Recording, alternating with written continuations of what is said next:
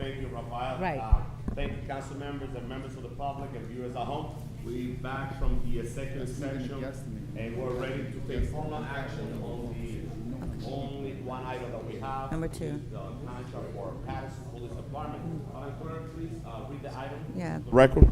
Item number 2 is resolution approving a new agreement with Paterson Police PBA Local 1 Police, resolution number 24:5. So moved.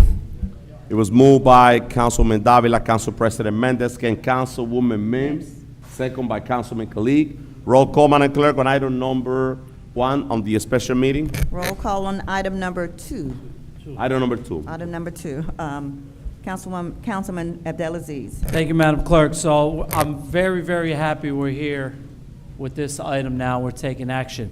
It's a very, very long time coming that our Paterson police officers get what they deserve, a fair contract that's going to pay them for the hard work that they do day in and day out. I know many Paterson police officers that live in the city, work in the city, and have to work a second job just to make ends meet because their contract wasn't approved. There wasn't a fair wage for them. Think about the hard work they do. Every single day when we call them, they're coming to dangerous situations. I'm happy that the PBA president is here today. Madam BA, before I vote, one thing I do want for the administration to know, it shouldn't take this long, right? I know this contract's actually for 3 years prior that's going to expire. You guys are in negotiations now. The new one should be coming, and enough of the delays of working without a contract. A lot of my residents that are Paterson police officers, and I'm going to say were Paterson police officers. These are Patersonians that left the Paterson Police Department. Many of them live in the 6th Ward, still live in the 6th Ward. And they tell me, when I see them, I had to leave. I had to leave because you guys weren't paying me enough to be here. I can't pay my rent. I can't buy a house. And that's what we want. We always say, people don't want to, they take our money, they leave. We have Patersonians that still live in the city, that work for Englewood, that work for Hackensack, that work in Bergen County, and left because they didn't have a fair contract. So I'm happy, Mr. President, I'm going on record. Your men and women work hard day in and day out. I hope the next contract, I know you told me you guys are in negotiations, it gets done immediately. So the men and women in Paterson Police Department know that we have their back. So I proudly will lead off right here, Council President, and my vote is yes. Thank you. Thank you, Councilman Abdelaziz. Councilwoman Davila. Thank you. Just a second, Councilwoman. Rafael, I just got a text that the meeting, it's not on Channel 77. No. Huh? I don't want to have to repeat all that over. So we should hold this All right. until we Roll are call. Yeah, go ahead, Councilwoman Davila. Thank you No, so no, much, not Councilman YouTube. We want Abdelaziz, 77. for your statement. I totally ditto everything that you just stated. I'm very happy to know that 199 officers voted yes for this contract, 22 against.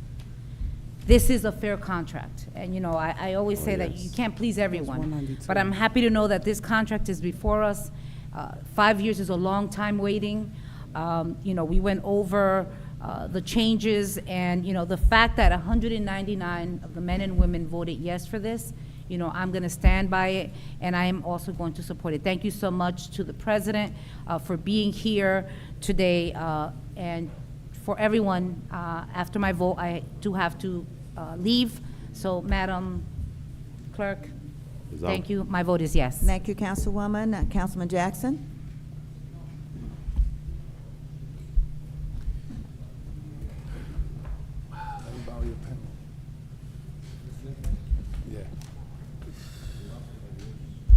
Thank you, Madam Clerk. Thank you. So first of all, let me make this extremely clear. To all the men and women of the Paterson Police Department, Fire Department, all the city employees, one, I totally appreciate and respect, and I'm in full agreement that the department, the men and women of the police department are grossly underpaid. And this contract is a wonderful contract. It's beautiful. I think when relative to the officers, it's well overdue. But the part that concerns me the most is the financial responsibility of this contract. We're talking about steps and where many officers will receive substantial increases. And I ask one simple question.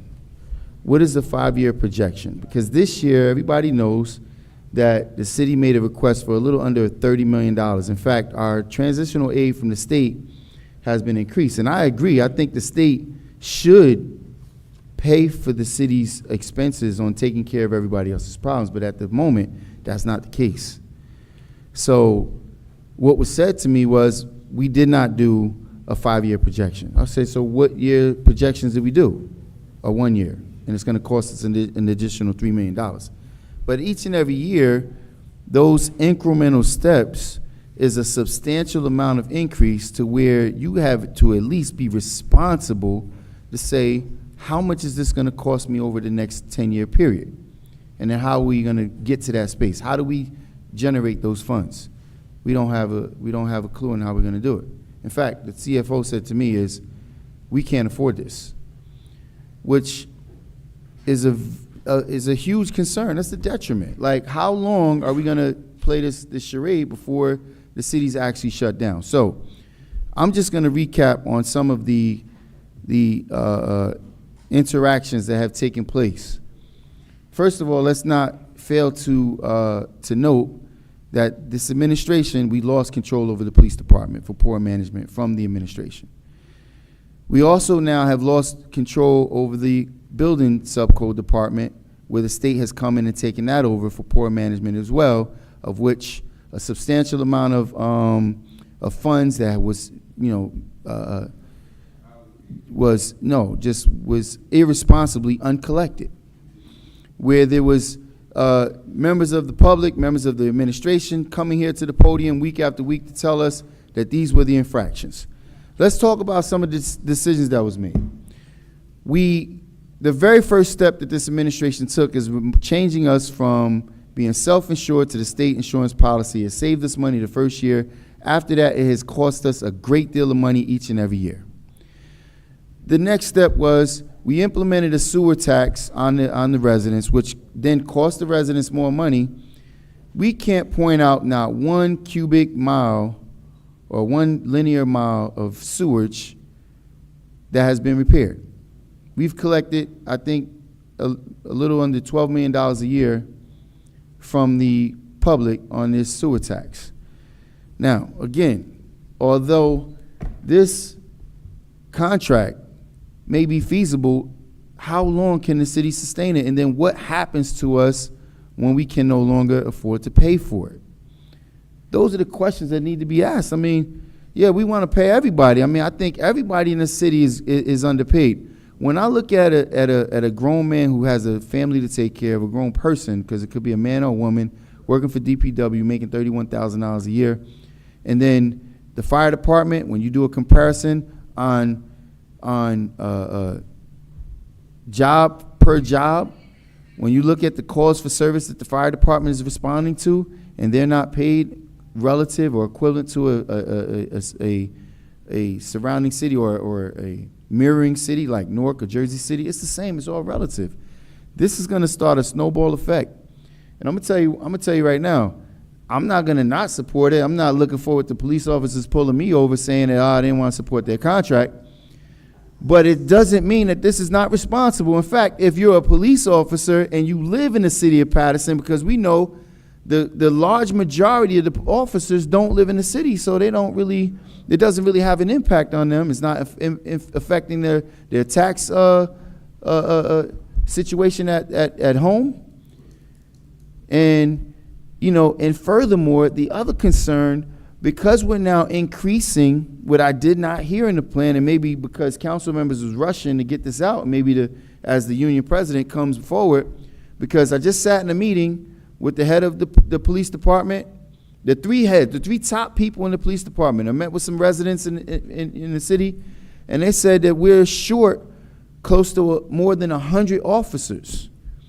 So was that addressed in this contract? Are we now going to hire the shortages of officers? And if we're increasing the pay and already can't afford it, how do we then go out and hire 100 new officers? Lastly, I'll say this. We know Paterson has been targeted. We've been targeted all over, and I'm hoping that the union president can answer this question. We've been training people. I didn't see in Corporation Council, correct me if I'm wrong, if it was included or not, but I saw the fact that you won't be able to utilize the PTO until you graduate from the academy.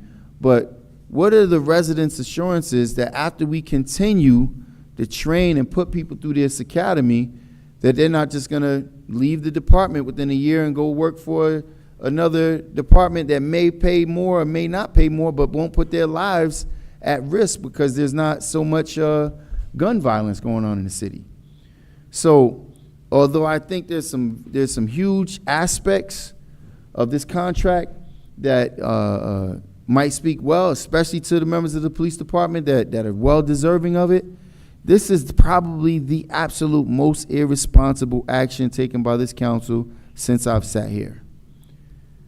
It is the most irresponsible for the council, whose primary role is to be the fiscal monitor, to be fiscally fiduciary to the taxpayers, to vote on an item without having a projection model for the next 5 years, the next 10 years. How does it impact the city? How does it impact the finances of the city? Because that's where the council is supposed to lend its expertise. The mayor goes out and spends the money that we allow for him to spend. And this is given an allowance of which we don't have an answer on how it's going to impact the city. And I'm concerned. I'm very concerned about it. I don't think it's responsible at all.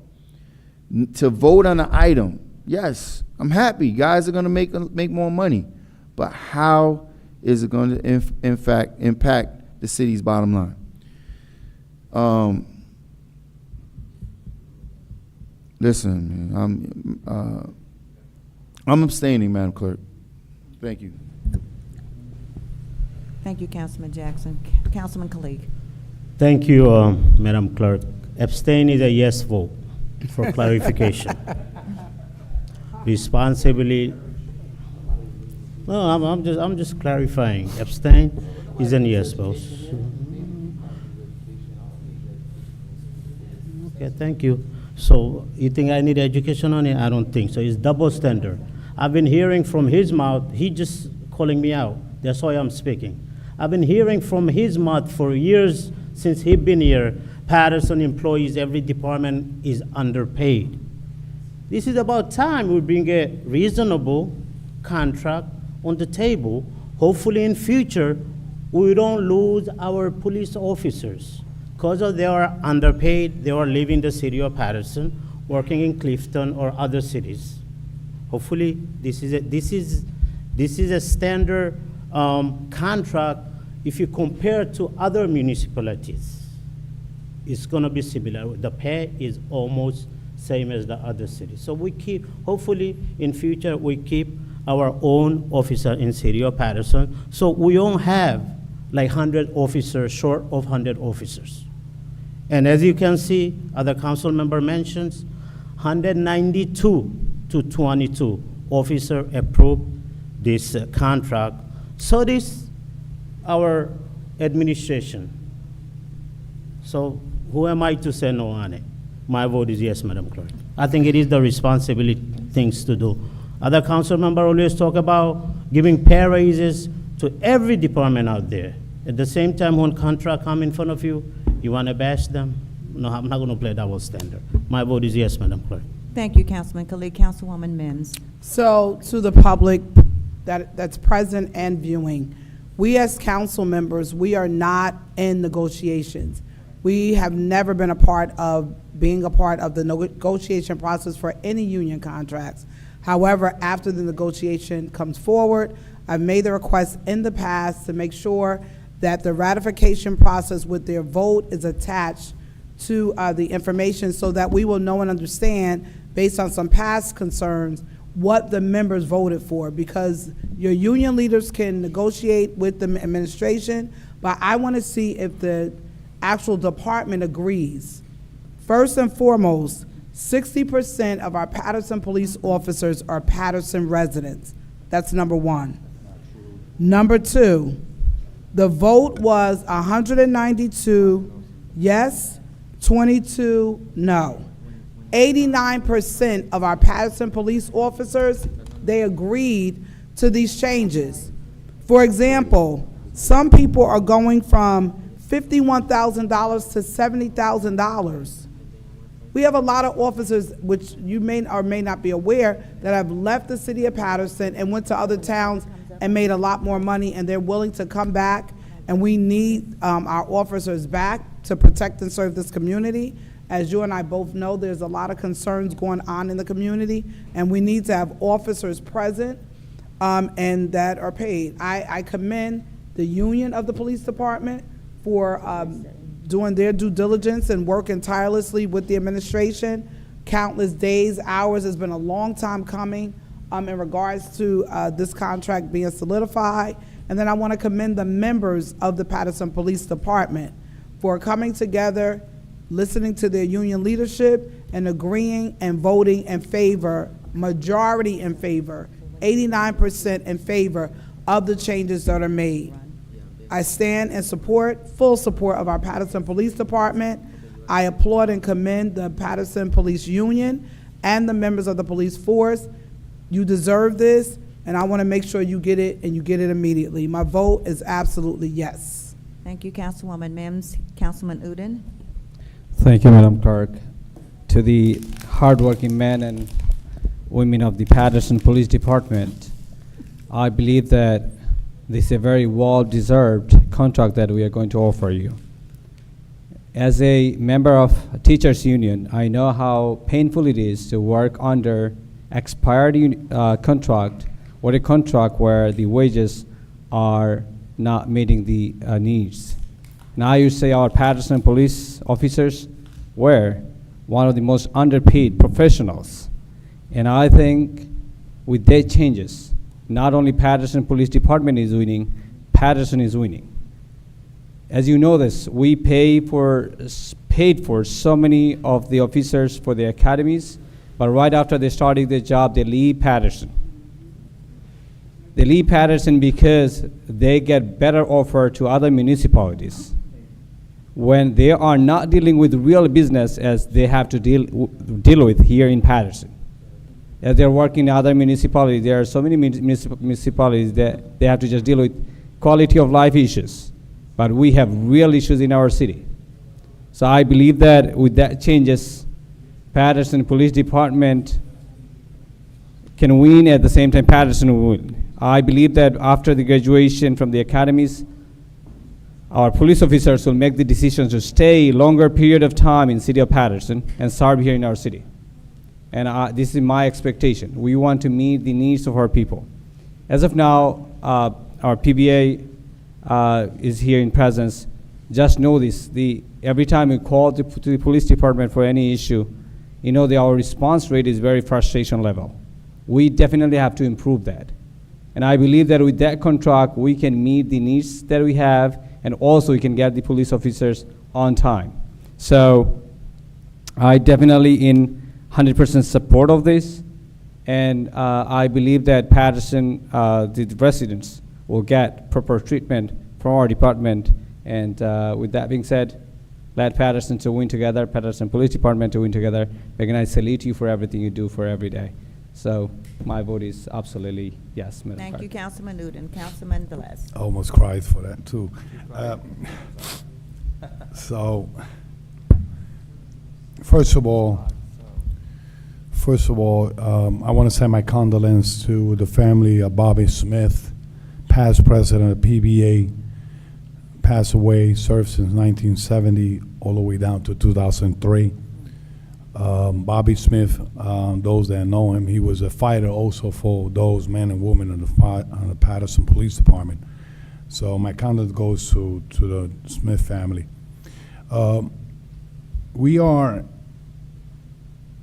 going to approve a contract. As Councilwoman Min stated, that we don't sit at negotiators' table, but I have to give credit, you know, our police officers. First of all, we have to understand as a legislator that we need more police officers. We working with less than 306 patrols in the city of Paterson. We need more police officers. The amount of calls that dispatchers receive for any type of calls is not enough of officers that we have. And they still go out there knowing that there was not a contract approved yet. And they do it with passion and compassion, knowing that they took the oath to protect and serve in our city. So approving this contract, that means that they're not going to continue doing the job. They've been doing the job with the limited resources that they have received. All the resources that they receive, they put in practice. So out of 306 members that have the police department as patrol and in PBA Local 1, 192 voted in positive, 22 negative, leave 92 individuals that did not respond. They had the responsibility to respond. But the majority of them say, you know what, let's take this. Because before we lose more cops, before we lose men and women to the police department, we need to accept this. The negotiation of the administration, thank you for understanding their side, and also the other side of the president of PVA Local 1. Not for now, I have to also give kudos to the past president, Alex Cruz, that worked hard to make sure that the negotiation was smoothly and making sure that the men and women was well represented. But Angel Jimenez, the actual president, he was positive that he was going to make this happen. Not probably how he wanted, but he understood that there's better this than nothing, you know. And I interact with a lot of officers out there. The first thing they say, why you guys are holding our contract? Why you guys holding our contract? We never saw the contract. We never saw the agreement, and today we saw the highlights of it. And who could testify if it's good or not for them? Is them. Is them. We are an officer that is going to get raised on the level that probably they could be proud of that raise, you know. And comparing the money that our officer receives, comparing for the cities that are surrounding us, it's still short. They're still short, but they're going to do it with love, knowing that there's another contract that probably is going to expire, and they are negotiation on that. Saying that, thank you to the men and women from the police department to not feel discouraged of anything that we do here. And I don't need the president here. I don't need the representative here to say that I always go to support the men and women of the police department, the city of Paterson, because meanwhile we are sleeping, meanwhile we are on vacation, meanwhile we are doing other things, they are here and protecting us and serving us. And the nonsense to say that you don't live in town, if you dedicate 12, 13 hours in our city, you live in town. Because those 12 or 13 hours or 15 hours that you are here in our city, you're taking time of your family, you're taking time of other things to dedicate it to your service in the city of Paterson. So saying that, to not prolong it more, because Council President had to speak, congratulations, and my vote is yes to this contract. Thank you, Councilman Velez. Council President. Thank you, Madam Clerk. Today, this is a very, very special meeting, and this is a historical meeting for the city of Paterson. This meeting is extremely important The decision that we're making today is going to impact our police department in a tremendous way, on a positive way. I'm always been a strong supporter from our Paterson Police Department and all the past and present union now with our president, Angel Jimenez. And the reason why I've been a strong supporter of our police department is because I truly know and believe that Paterson has one of the best police departments in the state of New Jersey and in the whole United States. We have police officers, even though with the salary that they start, they stay in Paterson, knowing that they're struggling because they cannot live on their own with the salary that they used to make here before this contract. The reason why we have under 100 police officers short in the city of Paterson is because with this salary, they've been forced to choose and go to another municipality to get paid a little bit more to be able to put food on the table. And they still putting their life on the line in the city of Paterson, protecting and serving our community every single day. Kudos to our police department. I'm excited about this today because I already know that there's police officers that they are working in other municipality and they now are ready and applying back into Paterson to come back to work in the city of Paterson. That means a lot to us. Police officers that are already in other municipality, in a quiet municipality, no, they want to come back to the city. Police officers that are being born and raised in the city of Paterson, and they want to serve our community. So I'm excited about this. I want to congratulate the union president, all the members, because we have 192 members that voted in support of this contract. That means a lot, almost majority. Every time I meet with the Madam VA and the state, my first question to the state and the VA was like, what happened with our police contract? What happened with the contract? Because I know that this is important. Without safety, we're not gonna be able to move Paterson in the right direction. Every time we have an emergency, we call 911 and we're expecting a police officer to show up in our house and to help us with our need, with our emergency. That's the reason why I'm in full support. I'm excited to support this project, and we have the responsibility to find a way to bring more revenue because we need more police officers. Every time I call the radio room because they loud music or any other emergency, the answer of the dispatcher is that they have over 25 and 30 calls for service waiting on the line. We have police officers, they start their shift and they don't take 1 minute break. And they go from one job to another job to another job because we don't have enough manpower. We're expecting to fix this with this because I'm excited to see the ranges between year 1 and year 9, and it's incredible. So kudos to our union, our police department, and let's make it happen. With that being said, my vote is yes, Madam Clerk. Thank you, Council President. The votes are 8 in favor, 1 absent. Resolution number 2 is hereby adopted. Thank you, Madam Clerk. Now we're going to open the public portion. Members of the public to wish to speak on the public portion, you have 3 minutes. I'm going to respectfully ask you to stay within your 3 minutes. And right after that, please allow the next speaker to use the 3 minutes effectively. Let me remind you all to keep the decorum in this room, that let's be respectful to your council colleague, to the administration, and to everyone in this room. So I'm about to be without quorum because there's a council member that needs to step out, but I know we're gonna finish our public portion before we continue. We have to close. How many, We have to close the special Council meeting. President. for my point of clarity. apologies. I've been anxious Move to waiting close for special meeting. the special meeting. I've been, The special meeting has a public portion.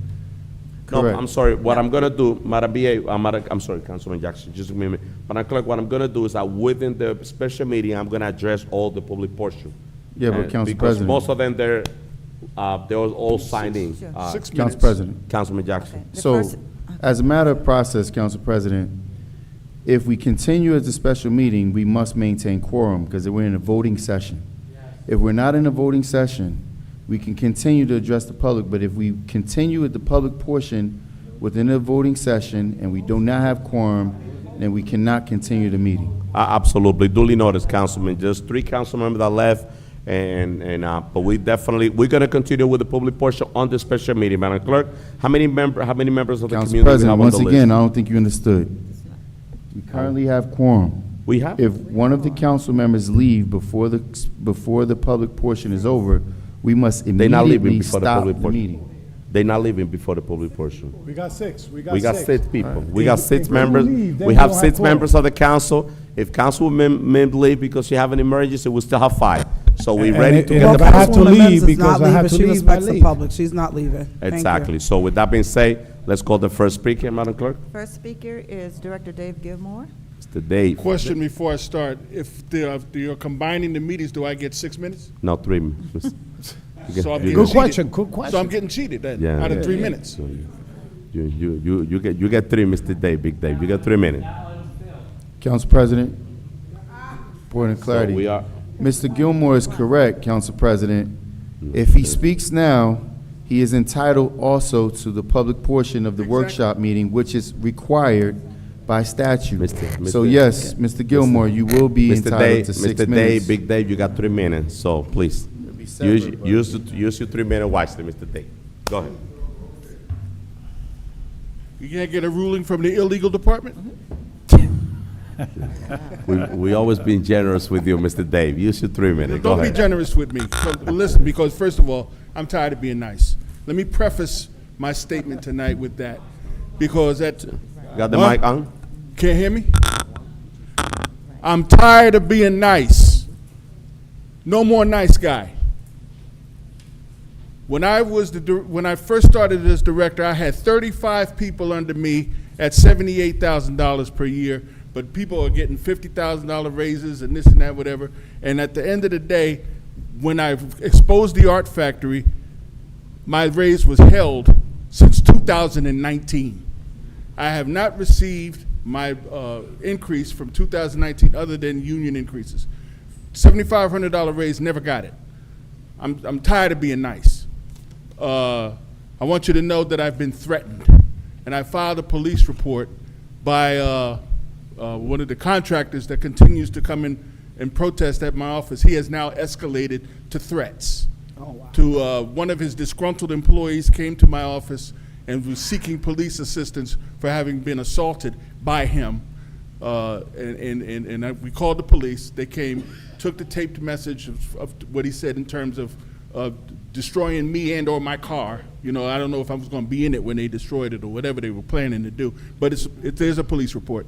They also said that they were going to put the bullet behind the ear of the zoning officer for the violations that he received as well for getting tickets. So I've made these complaints, or I made the report, and I expect something to be done about it. At the end of the day, we need to look at and come up with a plan, and I'm putting this squarely in the lap of you legislators to develop the difference between the city licenses and the state licenses for contractors and or home improvement operators. When you violate the city ordinance and you have a city license, you should be revoked or suspended for operating in the city. Now, notwithstanding, that does not have anything to do with the state license. We have no control over the state license in UCC and or DCA, but we have control over the city license. If you violate the city in terms of illegal work, then you should be barred from doing work in the city. Up to you to come up with how much time or how much fines or this and that, whatever, but there's no consequences right now. Some of these developers and folk are doing work, and they take the job with the premise of getting the permits for the owner. It's a lie. Some of these owners have no idea that they need to get permits or whatever those permit costs are, and they're expedited through the process without having the proper permits. We need to separate, bifurcate the owner from the contractor, charge and hold the contractor accountable on his city license. City license is only $100, but if you don't have one, you can't work. So I think that needs to be looked at and brought forward from you guys. Yeah. Lastly, my First Amendment rights were violated. I'm here tonight cloaked in the First Amendment, having been reinstated. CEPA, Concerned Employee Protection Act as well, but most importantly, covered in the blood. Thank you. Thank you. Thank you, Dave. Next speaker, Madam Clerk. That's a big day. All right, Dave. I'm sorry, next speaker, Madam Clerk. Yes, sir, here it is, sorry. Next speaker is Mr. Elvis Durham.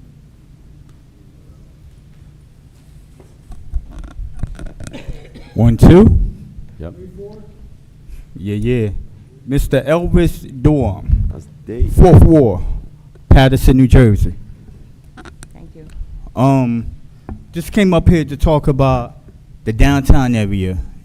It's a lot of garbage, need to be clean.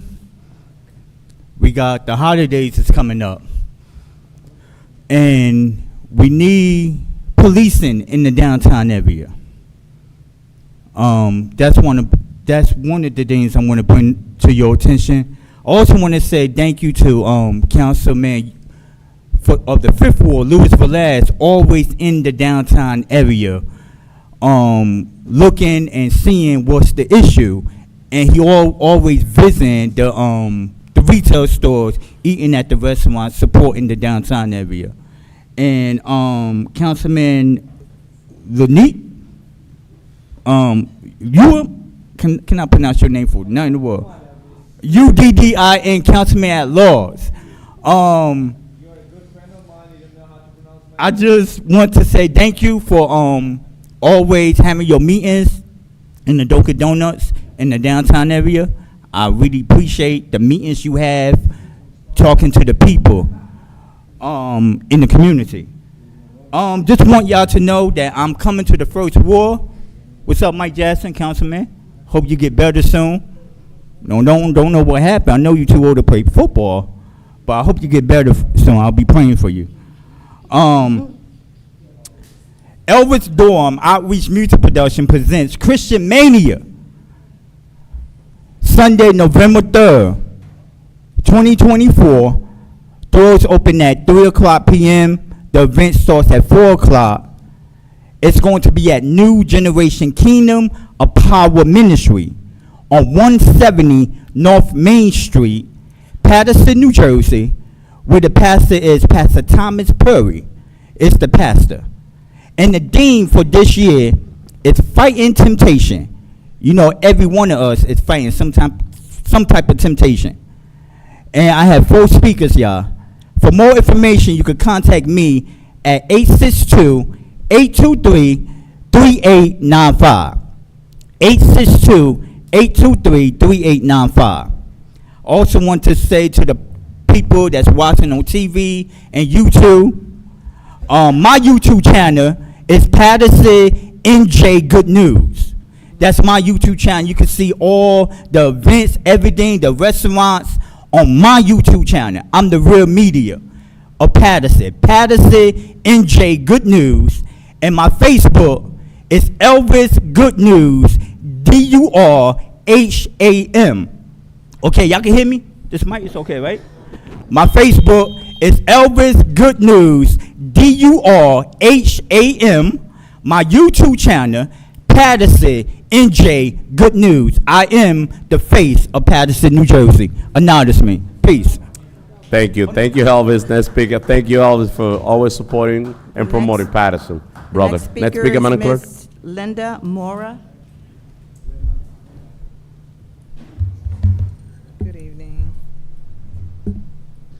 Good evening, Council. Good evening, Lynn. City Council. I come before you today. Hold on.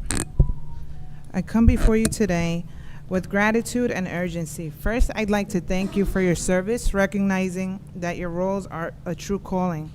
Councilman Jackson, I particularly appreciate your efforts in addressing the issues affecting my family, my tenants, and neighbors. As I stand before you, I'm reminded that a house divided cannot stand. Our nation and our city need God-fearing leaders with genuine reverence for the Lord. As Psalms 33, verse 12 states, "Blessed is the nation whose God is Lord." I'd like to emphasize the importance of integrity, accountability, and compassion in leadership. As leaders, you have a profound impact in our community's well-being. I urge you to recall the oath you took and the responsibility that comes with it. With utmost respect, I must highlight areas requiring improvement. Our city's complexity can sometimes lead to inefficiencies. I have heard concerns from community members and even some city officials about potential discrepancies in resources allocation and decision-making processes. I have also personally experienced the consequences of questionable decision-making and potential corruption within our city's governance. This has led to unnecessary hardships for my family. To address these concerns and enhance our city's foundation, I propose we conduct regular audits and investigations, implement whistleblower protection policies, strengthen transparency measures, enhance accountability protocols, and develop community-driven initiatives. Key areas of concerns: accountability and transparency, ensure funds benefit our community, community development, support local organizations who are aiding homelessness, those struggling with addiction and other health issues, educational programs, banning processed meals in our schools and pushing for real nutritional food, senior care, and the city's quality of water, economic growth, focus on local development before attracting outside interests. Notable investments such as the stadium must yield tangible benefits. When can we expect recreational centers to support our community and local aiding organizations that result in a win-win? Our roads are in disrepair and our water system needs attention. I acknowledge progress the city has made, though I firmly believe we must reassess priorities. Only in unity can we create a better Paterson. We first must foster responsible stewardship and transparency, recognizing the trust placed in department leaders, where they are empowered to excel in their roles. I leave you with these 4 scriptural references. Proverbs 28:2. When the righteous thrive, the people rejoice, but when the wicked rule, the people groan. 1 Timothy 3, I'll just mention the verses. 1 Timothy chapter 3, verses 2 to 7, which touches on the qualities of leaders. Titus chapter 1, verses 7 to 9 is the characters of the leaders. And Psalms 78, verse 72, which touches on the leader's heart. Thank you so much for your time. Thank you. Let's speak, Madam Clerk. Yes, the next speaker is Mr. Eddie Olivares.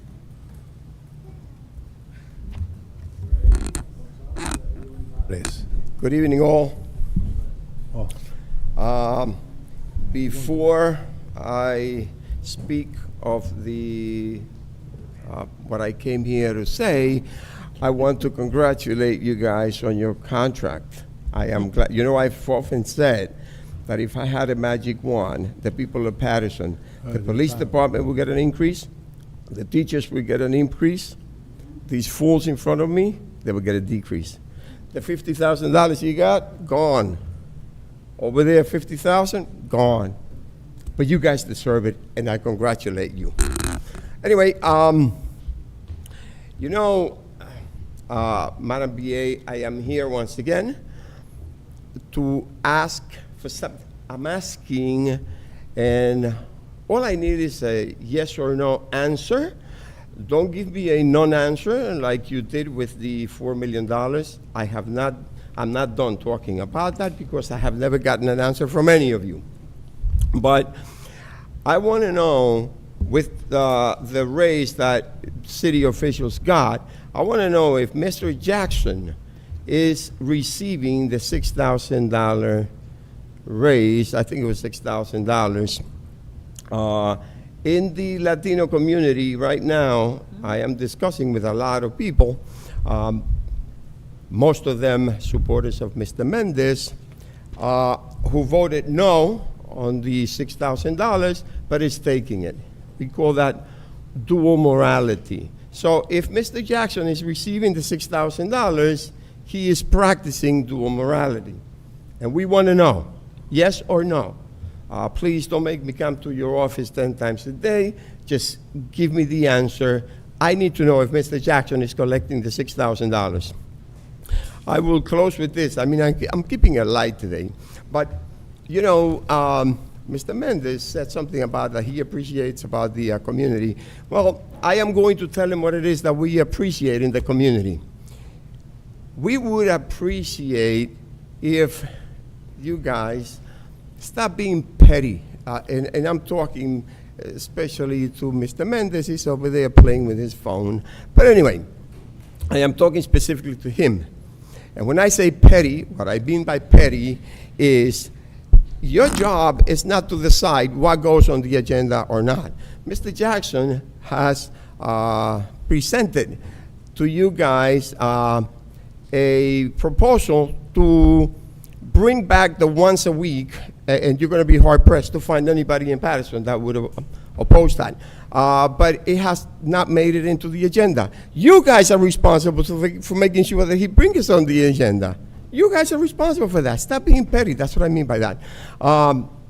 He also suggested that we increase it to them. Stop it. Stop being petty. Anyway, also with the 6 minutes that he introduced, another piece of legislation to increase it to 6 minutes. Thank you, Mr. And Olivares. it hasn't made Let's it speak, Madam to Clerk. the agenda. You see what he does? Everybody else can speak except me. Anyway, Yeah, thank you. guys, just stop Let's- being petty. let's speak, Stop Madam being Clerk. petty, guys. Next speaker is Mr. Alan Jefferson. I'm sorry. Alan Jefferson.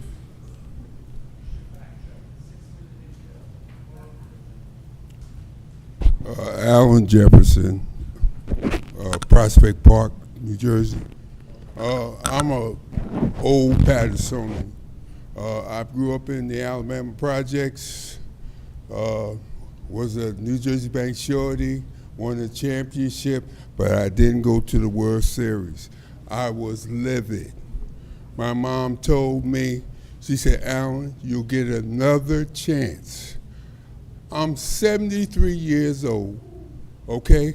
I got 3 kids, I got 8 grandkids. It hasn't come to pass, but I'm still fighting. You see these 2 ladies over here, these 3 people, excuse me, these 3, 1 lady and 2 girls. Where is the help for the young people? That's what I'm talking about, okay? Because I got a spot in the Center City Mall, and even though I don't make no money, okay, I still come there every day and I give away gifts, okay, because I love kids. And I sit here and I hear all this commotion amongst everybody about, oh, I got to go here, I got to go there, okay? What about the city? The city done went to pot. P-O-T, pot. Now, I'm upset because I got hit by a jitney bus and the guy didn't have no license, registration, insurance, and he kept going. I had to run him down at 73 with a pacemaker, a stent, and a hernia, okay? Who's in charge of the taxis and the jitney buses? Now, I'm not mad at you, okay? I come to vent, okay? I'll get away from the mic, but see, I got a voice, okay? Now, my point is this, okay? Where is the responsibility? Because I don't see it. And I've lived here for 60 years, and I mean, it's atrocious. I can't even walk up Halen Avenue without climbing over to the right in the bar. Halen Avenue, at the bottom. Then I come around the corner of Presidential Boulevard, 280, the factory. The garbage is piled up as high as that curtain, okay? It's been sitting there every day. I come through there every day for the whole summer, and it's still there right now. I'm not saying that people ain't working, okay? They're not trying, but what I'm saying is where are we going? We gotta do better, okay? We gotta do a whole lot better, especially for the kids, because they see it every day, and it's depressing. Have a good night. Thank you. Next speaker, Madam Clerk. Okay, I have another Eddie Olivares, but I think that's someone. No, he don't have a twin. No. Is there He another already one? spoke to you. No? Okay. No. Reverend Kevin Greenwood. I'm sorry. Who's the next speaker, Madam Clerk? Reverend Kevin Greenwood. Reverend Mr. Kevin. Yeah, Reverend Kevin Greenwood. He's back there.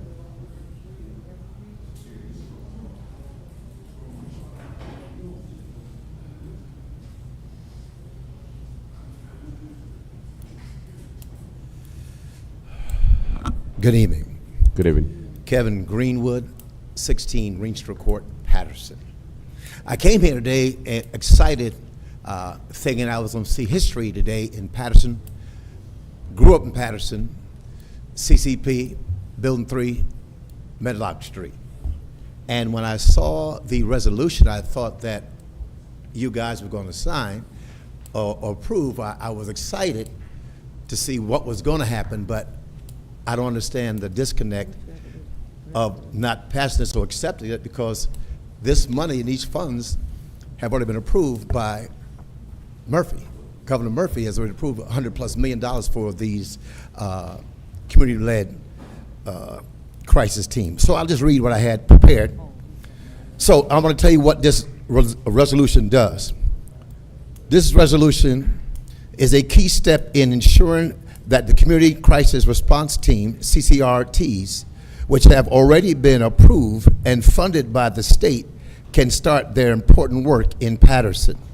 The CCRT program was created to provide passionate non-police responses to crises like mental health, emergencies, substance abuse issues, or other situations which help is needed.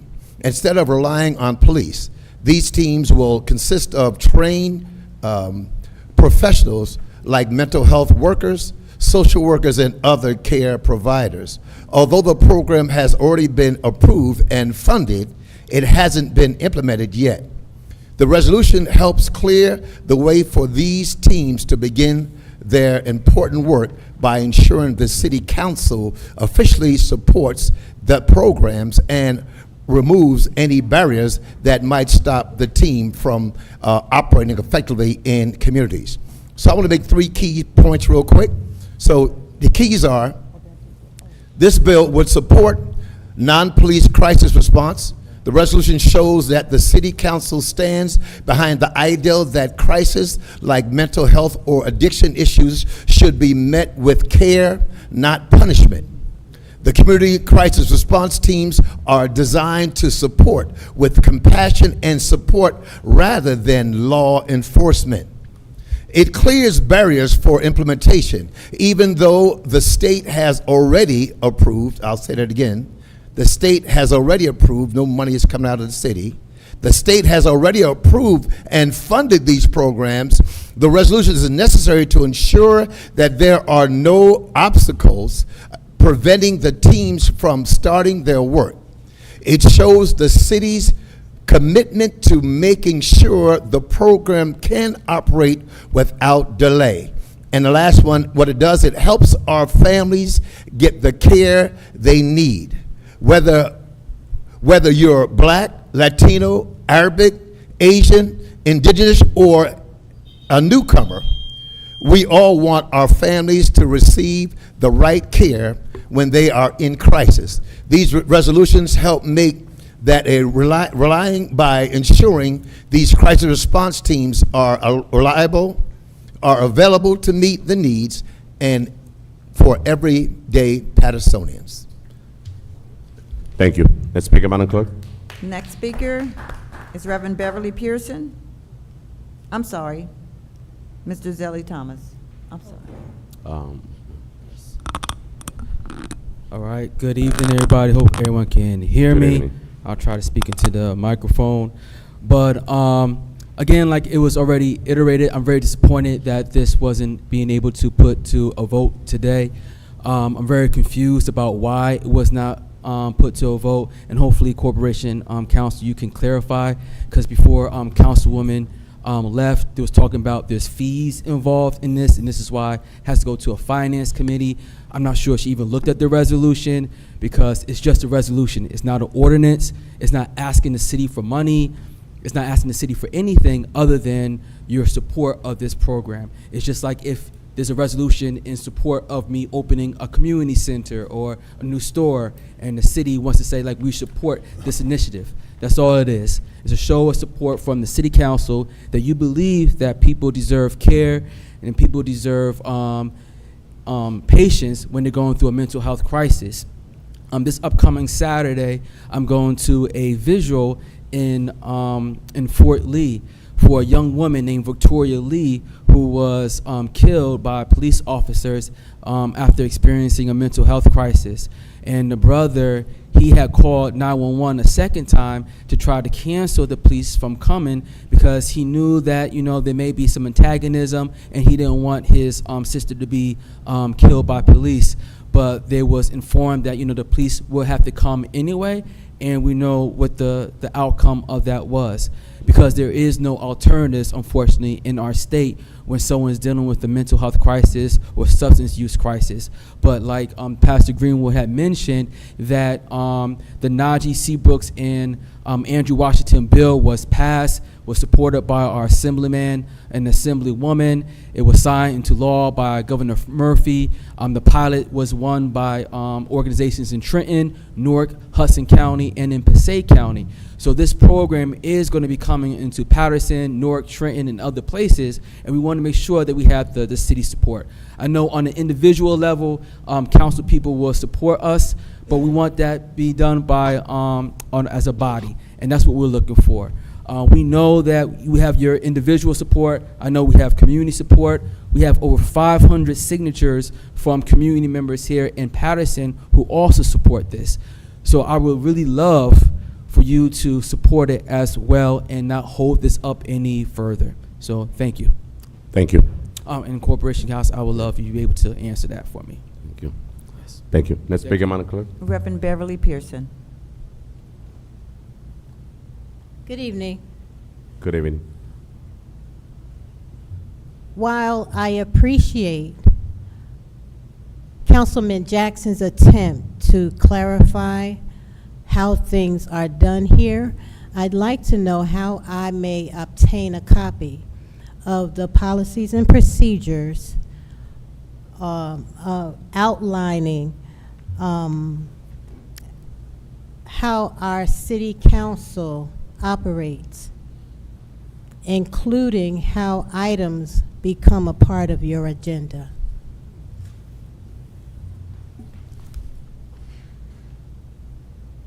Thank you. Next speaker, Madam Clerk. The next speaker is Ms. Deborah Hannibal.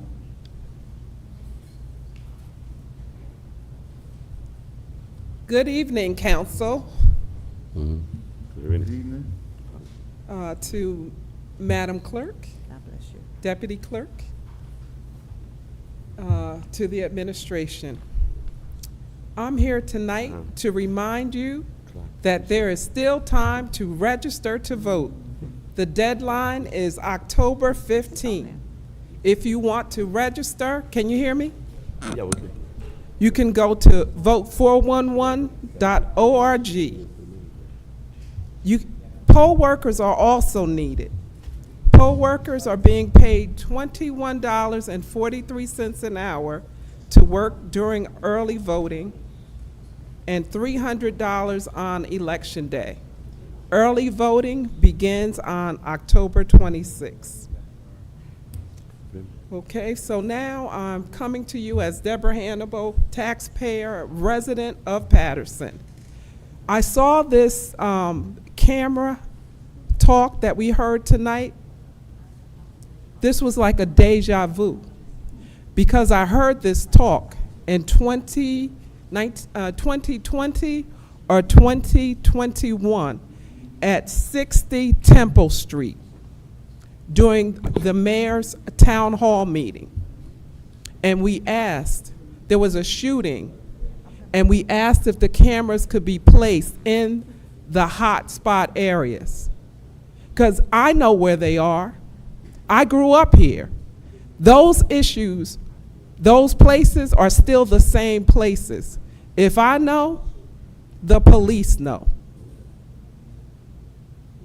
And this is the same old story. And then now tonight we're going to say that we're going to use American Rescue dollars. What dollars were we using before? When you go to the city's website and look for information about the American Rescue Plan, it is still under construction. Still under construction. When will there be information on the website? The last time I was here at this meeting,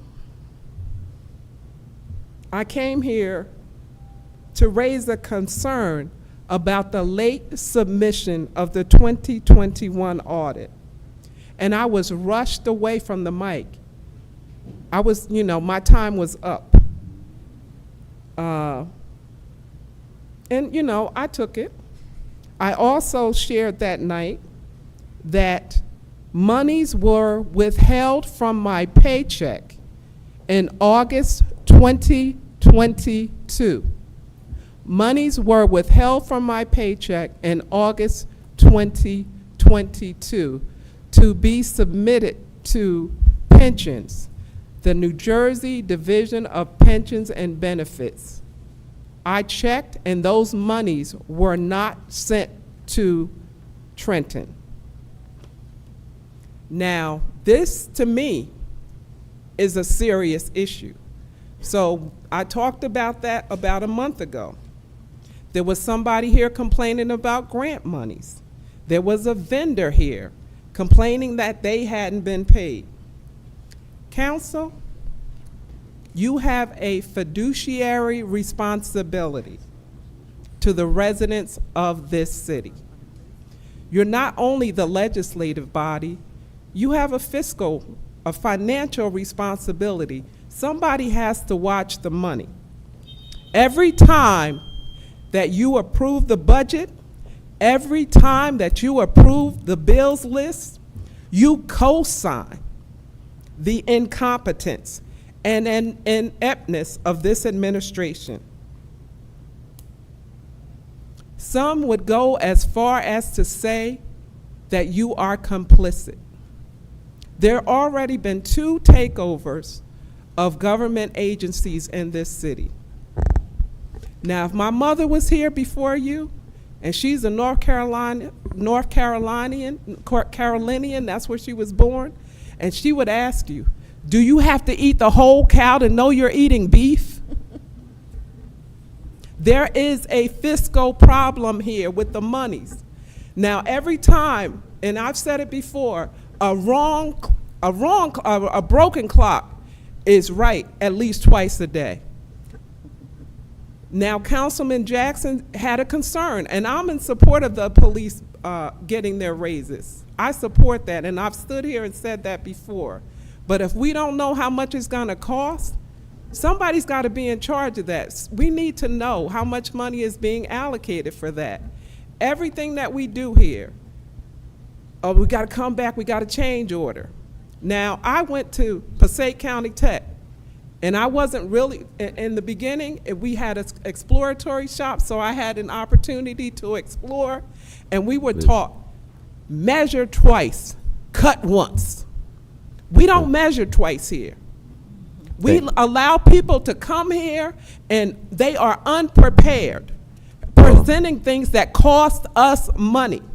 Well, and to add insult to injury, and I think it was this week's paper, we asked for 6 minutes. That failed. And I heard somebody on the council said that when extra time is needed, and extra time is needed. I grant so you. I'm going to, yes, and I grant you the respectfully extra request time, that just to wrap it up, Ms. Hanover. Yes. And I even so reset the something clock is for you. wrong here when the BA gets a $50,000 raise, and we don't know where that money came from, but we spent it. For everything else that is done here, we pay more and we get less. Now, most recently, Paterson was one of 37 local governments around the country. I'm going to say that again. 37 local governments around the country, not the state, that the credit rating group put on review due to insufficient information on their finances. Moody's ratings affect the interest rates that local governments get when they borrow money. Thank you, Ms. Hanover. So New Jersey has 564 municipalities. Now Paterson has the dubious distinction of being one of 37 governments, 37 towns in the whole country that is on this Moody's poor ratings list. Thank so you, Ms. that's going to Hannibal. cost us more, and Let's- we keep getting less. Madam Clerk, next speaker. It is Appreciate literally, it. this is a quote from the BA. Ma- It's literally just a timing issue. Business Administrator Kathleen Long said about the delinquent 2022 audit, because I talked to you last Hannibal. month about the 2021 Thank audit. you, respectfully. I And then extend she your time. said that the I extend- COVID-19 pandemic knocked Paterson off schedule. Man. So how did it knock Paterson off schedule?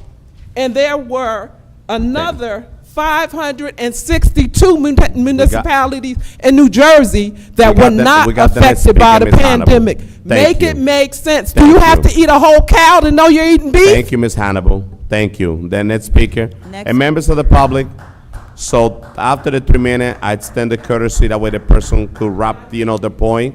And let's go to the next speaker. The next speaker is Mr. Joel Keys. But Council President, your Next speaker, statement was, we're in the public portion. your statement when I presented the Next 6 speaker. minutes was that when We're a in the public resident portion. needed And by the extra way, time. 90%, 95% of the residents, they come in right after the 3 minute, they wrap it up. The community is being very effective on the 3 minutes. Yeah, but she just to let had everybody extra know. things to No, say. she got over 6 minutes. She had And I extra reset the things to clock say. for her. We're in the public portion. She had George Key, extra things it's to your say. time. You just callously No, interfered. you're irresponsible. You love chaos. You're such How's this irresponsible. chaos? That's what you deserve. You just Your disrespected kid's a welcome. resident. No, I'm not. I'm You not. just No, I disrespected a respected her. resident. I gave her A 6 resident minutes. was Members of requesting the more public, time. the time to speak on the public portion is Council 3 minutes. President. I Your respect statement- Ms. your Hannibal. statement during I the extended public time for her. President, point of Next order. speaker, Council President, George Key. you are courtesy. If we're gonna take the residents' Next time, speaker. Council President, if we're gonna take the residents' time to argue over here, we taking the time to the residents. Next Let them speaker, speak. next speaker. Thank you, Mr. George Key. Thank you. Joe Keys, That need to be said. Paterson. I'm campaigning for Mike Jackson for mayor. That's an old speech, but it's part of the campaign, so I'm gonna say it. Mental block. Mental block is defined as an inability to recall some specific thing or perform some mental action. The thing we need to recall is the true character of Councilman Mike Jackson based on his conscious deeds. And the mental action we need to perform is to reject the attempted brainwashing machinations of the present administration and the local press. My African-American brothers and sisters and all other members of the Paterson community, if you have the mental block concerning Councilman Mike Jackson that Malcolm X will describe in the following quote, then this is an opportunity for us to exact revenge on the perpetrators of that diabolical fraud that was intended to deceive us and attempt to further divide and conquer the African American community and the Paterson community at large. Let's unite and vote for Councilman Mike Jackson for mayor during the next mayoral election. Malcolm X asserts, quote, "It's very dangerous for you and me to form the habit of believing anything completely about anyone or any situation when we only have the press as our source of information. It's always better, if you don't want to be completely in the dark, to read it, but don't come to a conclusion until you have an opportunity to do some personal first-hand investigating for yourself. And if you're ever going to hold a position of leadership along which goes a great deal of responsibility, my advice to you would be just that, to be very careful about letting others create images for you. Always examine for yourself. If the press is able to project someone in the image of an extremist, no matter what the person says or does from then on, it is considered by the public as an act of extremism, no matter how good it is. Because it's done by this person who has been projected as an extremist, no matter how good it is or how positive it is or how constructive it is, the people who have been misled by the press have a mental block, and the press knows this," unquote. An excellent example of this mental block phenomenon was in 1953 when John Foster Dulles was the Secretary of State and his brother Allen Dulles was the head of the CIA. They conducted several operations they referred to as psychological warfare, in which they demonized political leaders in countries where their people loved them. 30 more Two seconds to specific wrap it up, examples were Jacobo Arbenz in Guatemala and Mohammed Mosaddegh in Iran. The Dulles brothers overthrew the administrations of these great leaders by successfully engendering a mental block in the minds of their supporters. The present administration failed to overthrow Councilman Jackson in the last election because his supporters repelled the mental block and obliterated it. We need to repeat that action when he runs for mayor. Thank you. Seeing none, move to close. Move to Motion to close close. by Councilman Mims, second by Council President Mendes. Roll call to close the public portion, Madam Clerk. Motion to close the public portion, Councilman Abdelaziz. Yes. Councilman Jackson. Thank you, Madam Clerk. And Council President, if you may, allow the BA an opportunity, I guess, once we wrap. Madam BA, I would have definitely appreciate it because I've been accused of doing many things, but I try to maintain, you know, my integrity. And if I don't do anything, I don't like to be accused of it. But can you please specify, when you get an opportunity, whether or not I had, in fact, taken a pay increase when you and other council members and other members of the administration took one? I'd appreciate that if that could be done today. So I would like to address my young brother next to me, Al. He touts often how he is the founding member of the GTD committee, the Get Things Done committee. And tonight you've seen a lot of GTD, a lot of getting things done. And I only have one question for you, Brother Al. If you can help me, just point out one thing, just one. All I need is one. I don't need all the amazing, because, I mean, you guys do a lot of amazing things at GTD. But just one thing that has saved the community money, that has made the community money, that has made the community safer, that has made the community cleaner. Just 4 items. One thing that the GTD committee has done that has made the community money, that has saved the community money, that made it cleaner and made it safer. Because when I recount a lot of the actions that I've taken and a lot of the votes that I've taken, and Reverend Pearson, I will make sure you get that information in writing. When I recount a lot of the things that I don't support, I have to go back and you know, because most of the time you'll hear them periodically, oh, Councilman Jackson was right on this, but there's a long list of items.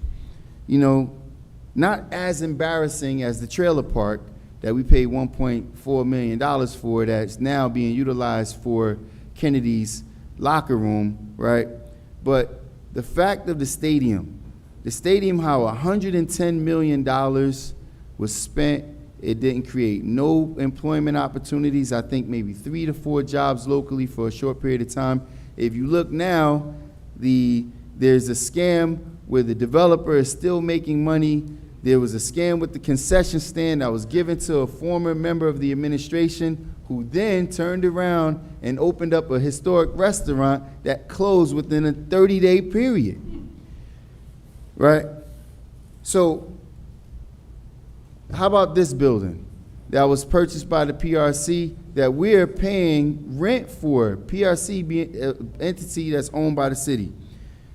How about the building on East Railroad Avenue in his ward that to this day, if you go in there, the business incubator equipment is still there. There was over $40 million with the PRC that is unaccounted for. We haven't gotten any reports on.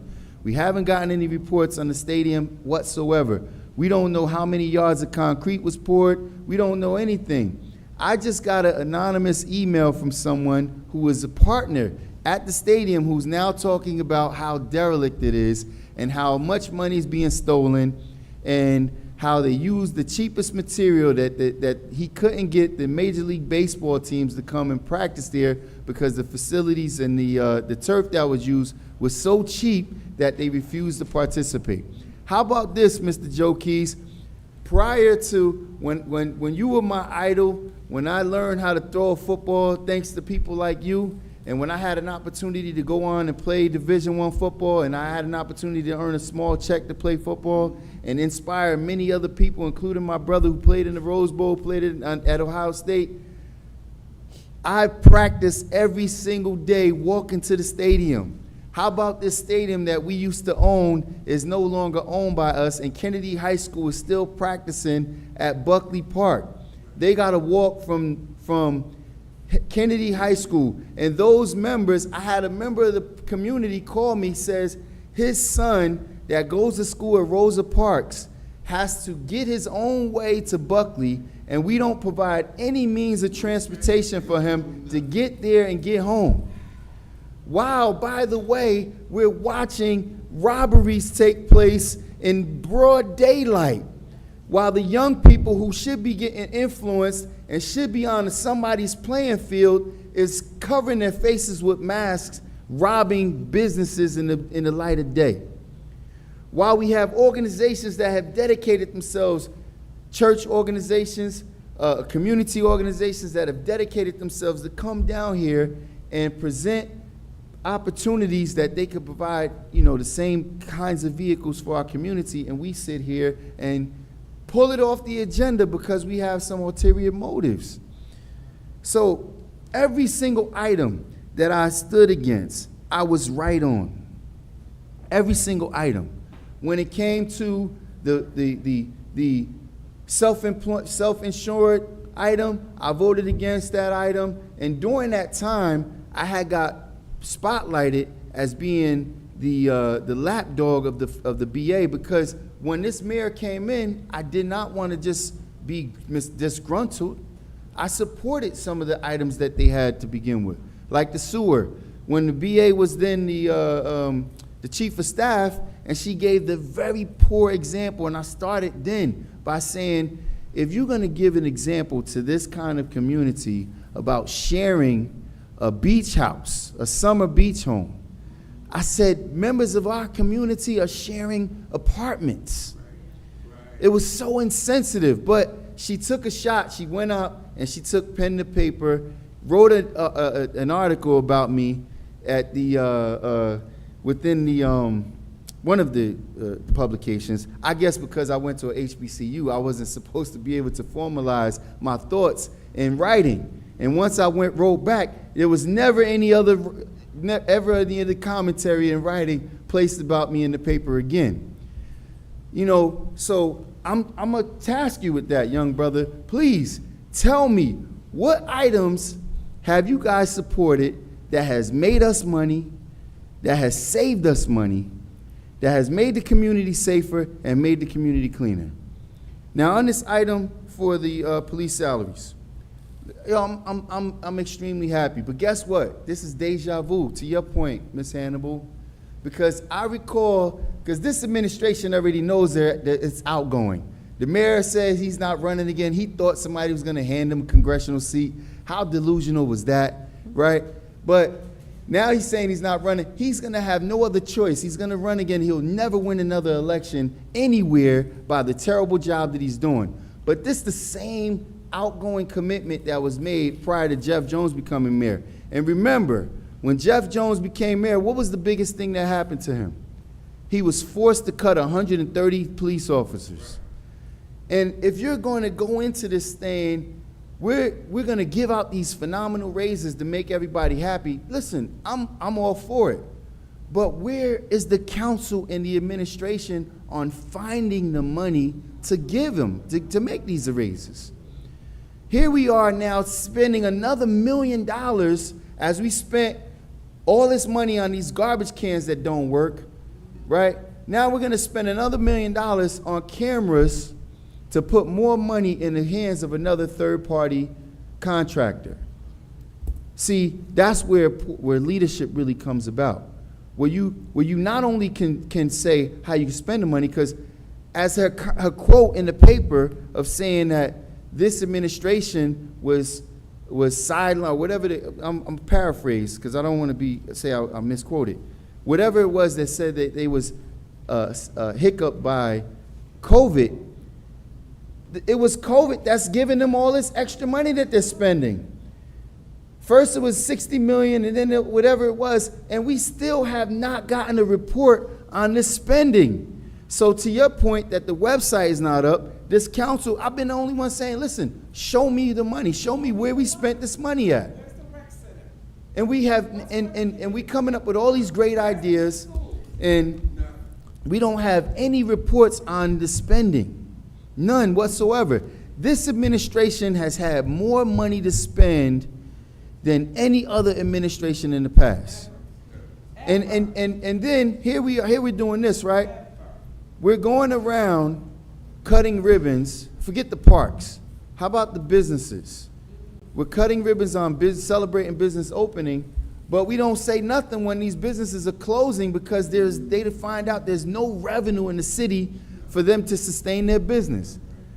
The Mr. G's thing, where's the article on the record-breaking time? I gave him a year. I said it would be a year. When I saw all those employees there and I saw the lack of experience on knowing how to run a restaurant, I gave him a year. 6 months. 30 days, 1 month. 1 month. And it was closed.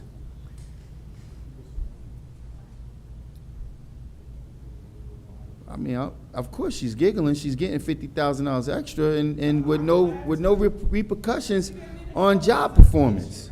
Inflation never touched her. Okay, so check out the stab. Check out the jab, right? So my restaurant has been open for 24 years. 24 years I've been providing employment for people who roll from under the door across the street. 24 years I've been highlighted in multiple national publications. I've been called by national figures like Kevin Hart to come to my establishment to do something. And this administration took aim to close my business. Now, even if it was in a position of opposition, even if I'm still a business owner in the city, the mayor and now even the BA, as you watch her scarf at me and laugh at it, right, took personal vendetta and aim to make sure that my place was closed and shut down. So now when I file a lawsuit against the city because the Corporation Council told me there was in writing that he wrote a recommendation that what was being done to my business was wrong and it should not have been done. I still haven't received that. But yet she's celebrating the fact that my business is closed after 24 years of me providing job opportunities for people and providing a means for my family. She's celebrating that. Do you understand how devilish and how callous that is? Because even in the midst of it, why would I celebrate somebody's family's demise? But by the way, my business will reopen. I assure you that. I assure you of that. Because while she celebrates that, you know what I'm saying, I'm not going to allow that to pull me down. I'm not celebrating. I'm pointing out the fact that throughout, and despite your corruptive hand in it, because here they are, right? Let me put this on the table. I'm gonna put this on the table and I'll close this. But nobody else spoke, so I'm gonna use up that time, right? I said you didn't, so I took your time. So let me put this on the record. Let me put this on the record. And Brother Keys, pay attention. And I doubt anybody else to contest this. See, the deal that was cut for Mr. G's, a former member of the administration cut a deal so that a business owner who owns a large-scale business, who has inherited a business, was able to potentially open a cannabis site. They own a license, and they bought a site right up the street from the DPW place that falls outside of the barriers of where they're permitted to open a cannabis site. So the trade-off was this business owner would purchase the building at Mr. G's, well over value at $800,000, do all the construction and turn over the keys to this member of this administration, while they finagled the deal to get his license cleared for cannabis. So they couldn't make that happen. He walked in and saw how poorly the business was being ran and shut it down within 30 days. Now, that's the facts. Now, if she's talking about there not being a corruptive hand involved in all of this stuff, she's a liar. But anyway, I digress. I mean, I'm just here, I'm just a source of information, man. I mean, go on public record. In fact, Madam BA, before you go on to discredit anything that I've said and provide the facts and the information that, so the owner who owns the building, he doesn't have a cannabis license before us? The owner who owns the building, does he have a cannabis license coming before this administration? Okay, you don't want to answer that because that's fact. Well, what you can answer is, am I receiving the $6,000? I'll wait for you to answer on that. And Council President, you guys could go ahead and continue to squander the city. And Brother Al, if you can, I'm looking forward to that answer to the question. Yeah. Thank you. Madam Clerk, my vote is yes. Thank you, Councilman Jackson.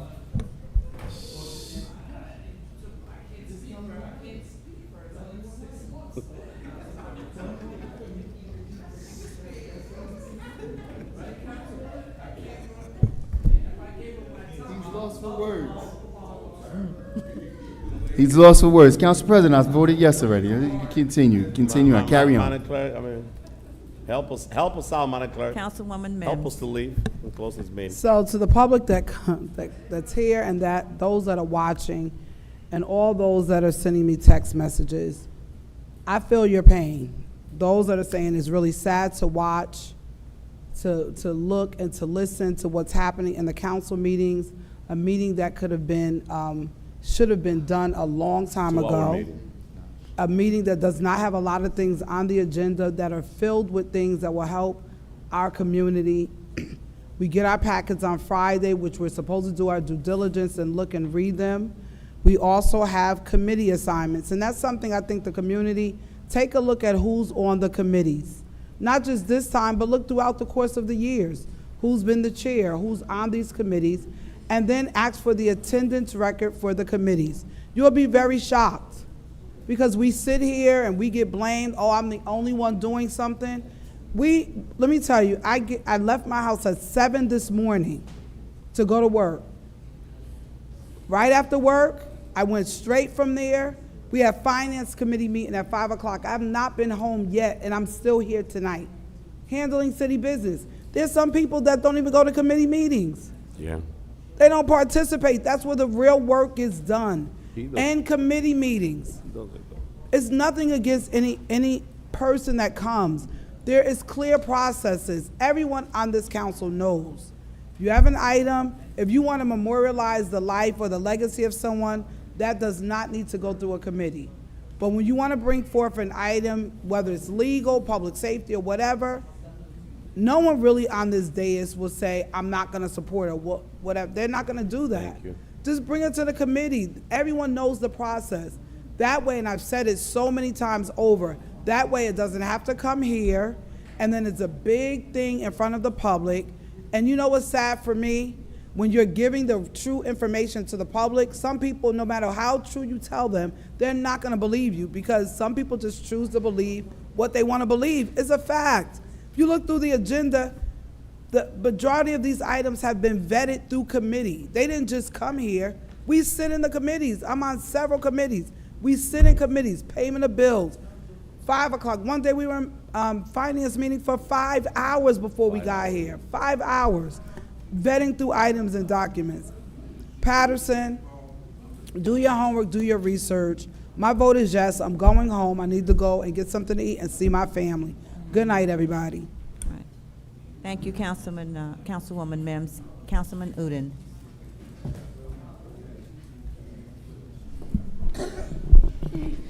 Good evening, Paterson. Those who are here in this chamber, thank you for joining us. Those who are watching us live on TV, YouTube, thank you for watching us. And just know this, we are still in special meeting. And in this special meeting, we have approved a fair contract for Paterson Police Department. And I believe that with that contract, we can sustain or keep our police officers in our city and increase the number over the time. So, but even though we, last many years, our police officers were getting paid, less than comparing to other municipalities, still we have dedicated police officers serving in the city for many, many years. And many of the officers are going above and beyond their job requirements. And I would like to publicly give shout out to police officer Matthew McCoy, the son of former councilman from 3rd Ward, Bill McCoy, for his job done last Saturday night. Because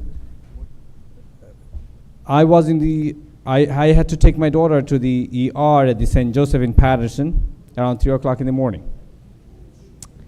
And I said it in my social media as well. And there was a girl from the city of Paterson. She's a high school senior at JFK High School. She and her family was in an accident. But the family was taken to the hospital by the ambulances, but there was no space. That's why she was advised, or her family was advised to take her to the hospital since she was less injured than other members of the family. But when she appeared to the ER, the staff were ignoring to believe, or was not believing the fact that she came from an accident. And I would say if Officer McCoy is not there, I would say she had to wait like other members that are waiting there. So I have to just commend him for the job done, because he was not supposed to do that. He was outside. When he saw me walking around, he just came up then and said, hey, what happened? When he heard it, he went inside. He spoke to the head of the nurse. She denied first. Second time, I was calling 911 3-4 times. No response even 911 around 3 o'clock in the morning. But I would say he did his part.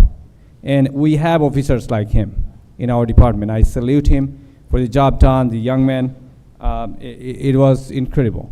And I would say on behalf of the family, we are so proud of him. Let me get back to the resolution, and many of the community members, Brother Zeli Thomas is still here. The resolution we're talking about supporting the creation of community non-carceral first response system, which is grant funded, approved. And I am requesting our Madam Clerk to forward this to the Public Safety Committee, please. And I'd like to see this coming to the next council workshop session. Who is the chair? Who? For how long? All right, please send it to the committee, because if one of the members is not present, does not mean the agenda is gonna be delayed. The committee members definitely is gonna meet for other reasons, so they should review this item before the next workshop session. And between this workshop to other workshop, about a month difference. So I believe this is enough time for them to review. If they have any question, they can call me, they can call Corporation Council, or they can call Zeli Thomas.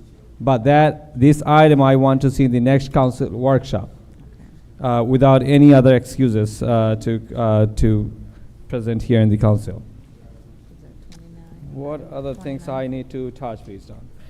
All right, so again, Ms. Annabelle, thank you for advocating and showing up to the JFK High School, and I believe that you guys went to the other schools as well to encourage our teenagers to register for vote.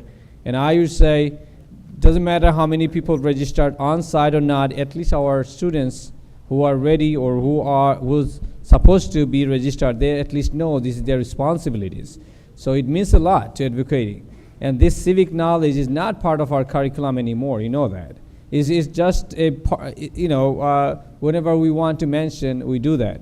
So the way you presented the other day, I used to say that was great. At least they were asking us questions afterward that when should we register, why do we have to, or why is it important to vote? So I really commend that for doing this.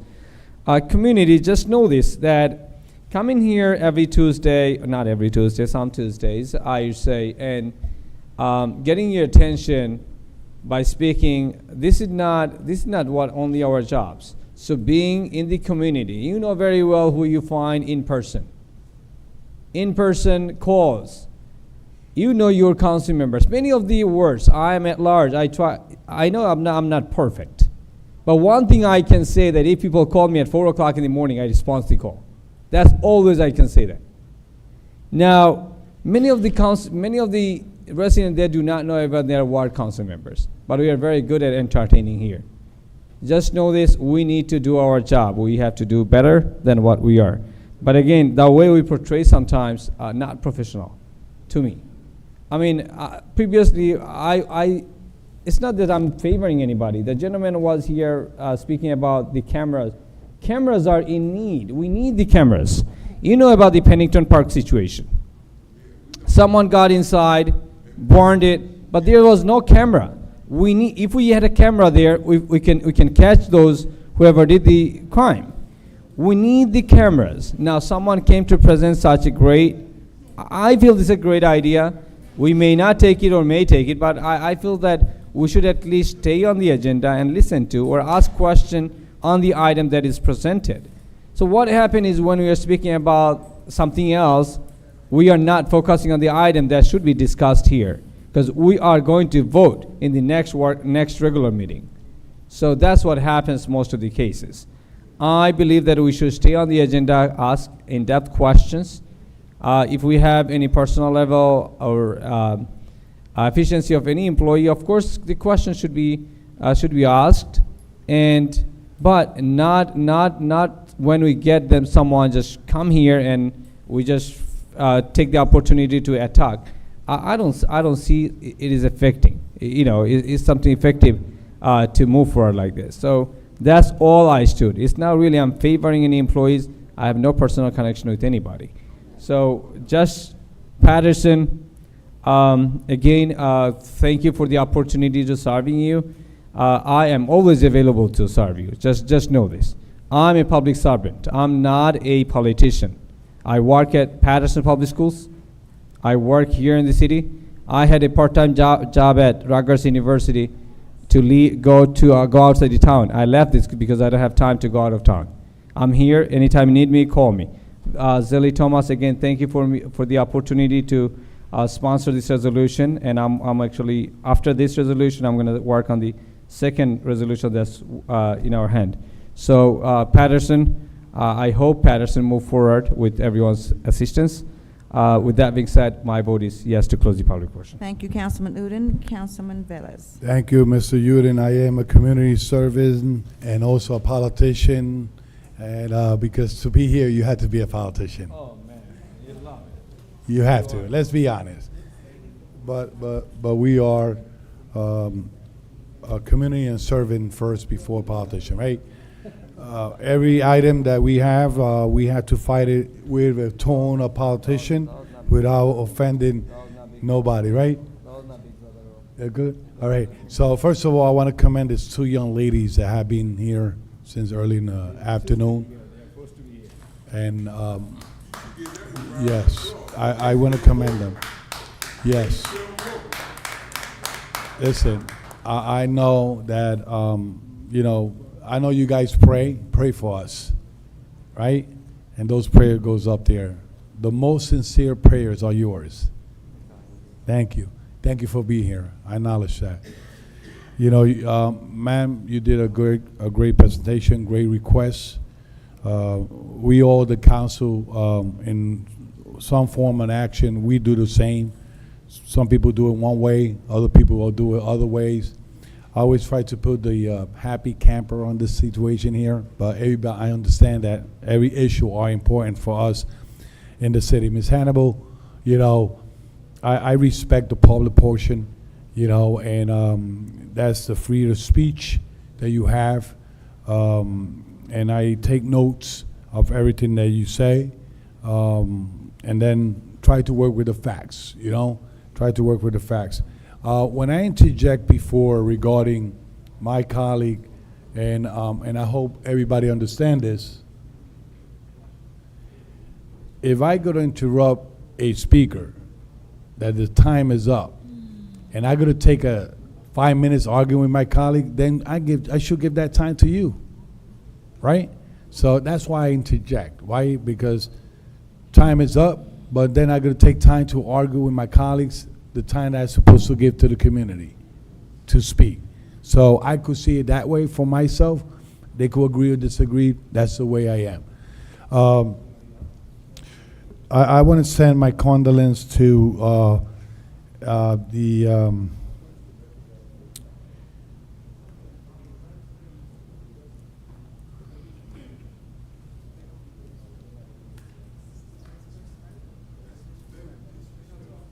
you understand?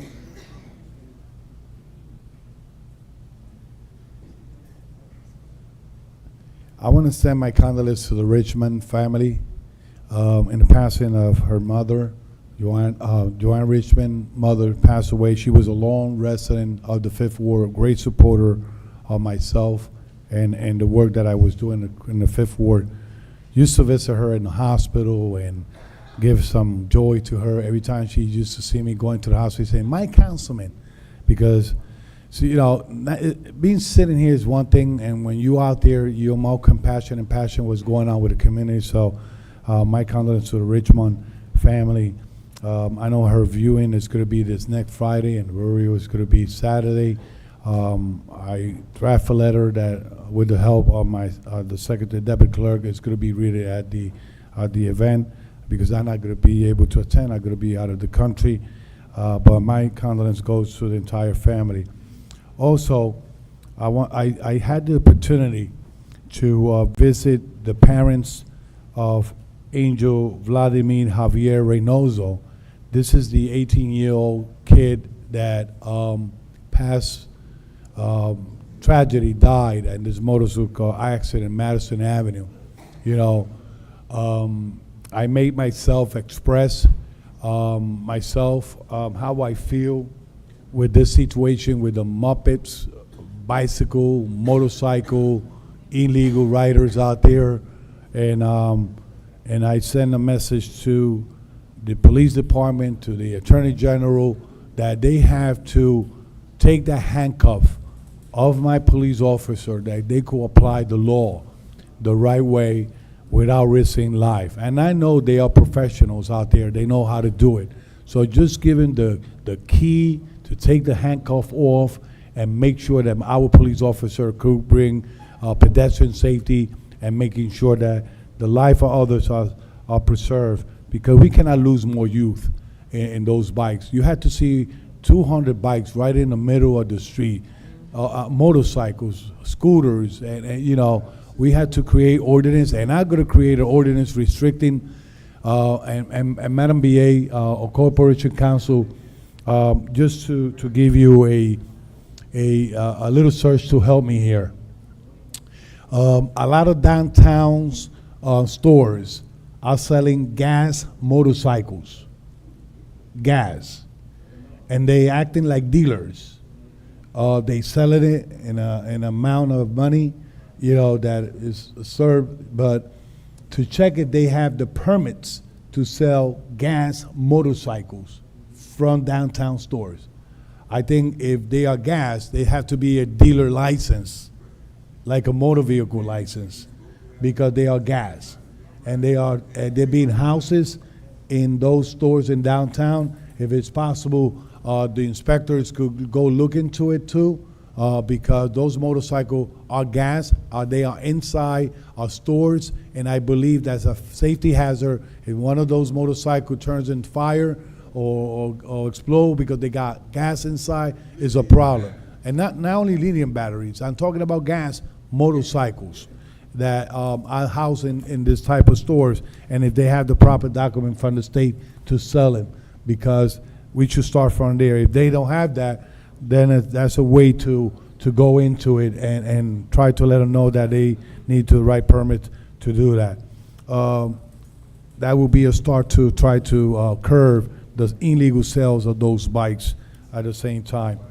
To the residents of the Fifth Ward, Roberto Clemente fence finally got installed all the way around the park, okay? I'm taking initiative, I got the key, I'm taking initiative to close the park at nighttime and open it at 7:30 in the morning for students could go back and forth to their schools, like School Roberto Clemente, New Roberto Clemente, Eastside High School, and School 15. It was good. The park was empty all last night. Came back this morning. People were saying thank you. The kids had the gate open. They went back and forth to the school, and the park was safe and secure. And I'm happy that I'm going to get these cameras in Roberto Clemente because it will bring more safety and security to the park. Last but not least, Council President, there's two items. I spoke to Mr. Sally Thomas. I gave you the list. We spoke on sidebar. There's some missing whereas that will support this resolution 100% is the statement that the Reverend and you guys brought up, that it should be a whereas that the governor of the state of New Jersey approved funding for this type of programs. So it should be in the resolution. I spoke to him. I recommend that he will be sitting in the committees. For now, nobody could have excuse that they didn't heard nothing. Sally Thomas should be invited, and the individuals should be invited to the committee and express themselves at committee. Now we got 4 individual committees.